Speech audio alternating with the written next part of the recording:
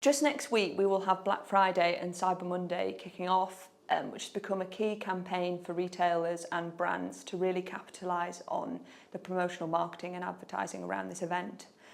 With e-commerce becoming more and more of an integral part of how we shop, there has been more and more concern around how adverts are being published and how they're being perceived by consumers, and ensuring that they're basically being communicated in a transparent and clear manner and they're not misleading. So the Advertising Standards Authority is the main regulator for advertising in the UK. It's an independent body, but despite this, its codes bolster the already existing legislative framework for consumer law, consumer protection and unfair trading practices.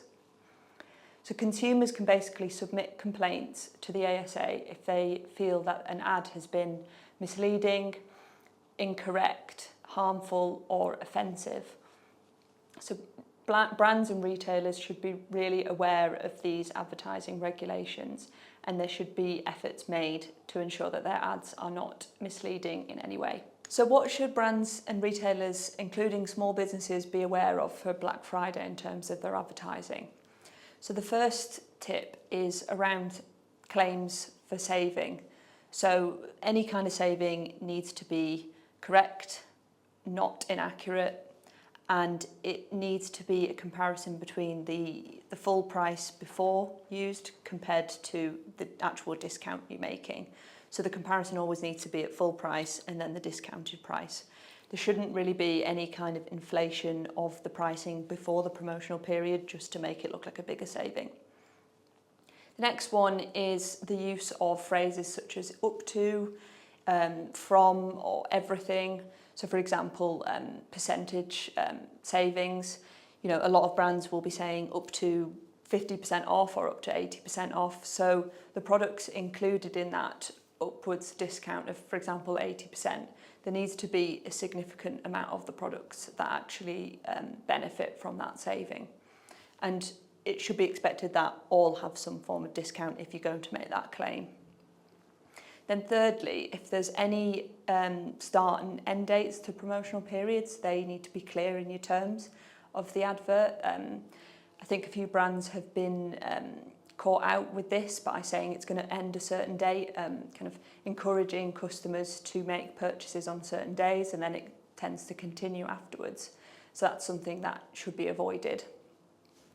Then fourthly, availability. So a lot of brands say, for example, this is subject to availability, this product. So that can generally be okay. However, it can't just be used and there's no evidence to back it up basically. So if the ASA came knocking or the CMA, would you be able to actually demonstrate that you anticipated product demand and you've documented that in your processes basically? And then the fifth point is, are your key terms and the information included in the advert, are they accessible to the consumer? So for example, any exclusions, is it free delivery and is it only free delivery over a certain amount? Is that clear to the consumer and can they see that on the advert? So are you a brand that's using influencers as your wider advertising and marketing campaigns for Black Friday? And if so, have you made them aware of how to advertise your products in a clear and transparent manner?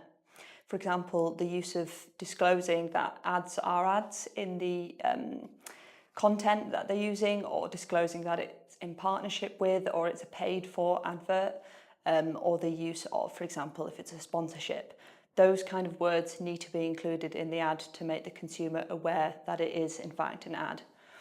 It's not enough, and I think some brands have been caught out before, some quite high profile ones, because they have assumed, given the founder, it's their content, that it's clear to consumers that it is an ad. For example, Grace Beverley got in a bit of hot water by not disclosing on her own content that she was actually promoting her own brand, Tala.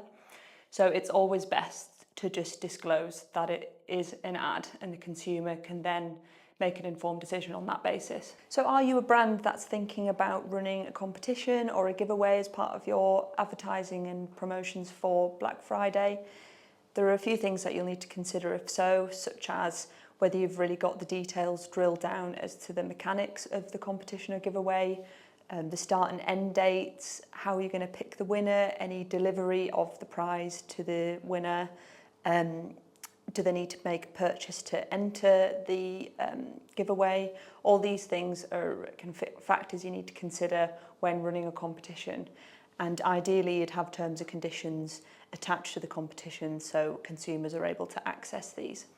So you really need to consider, what do your ads and your content really look like and how will they be perceived? So have you disclosed that it's an ad if you're using influencers or even on your own platforms on social media or e-commerce? Is it clear that it's an ad? Are the T&Cs included? And is any key information also included? And really think, could this be misleading in any way as to what you're actually offering?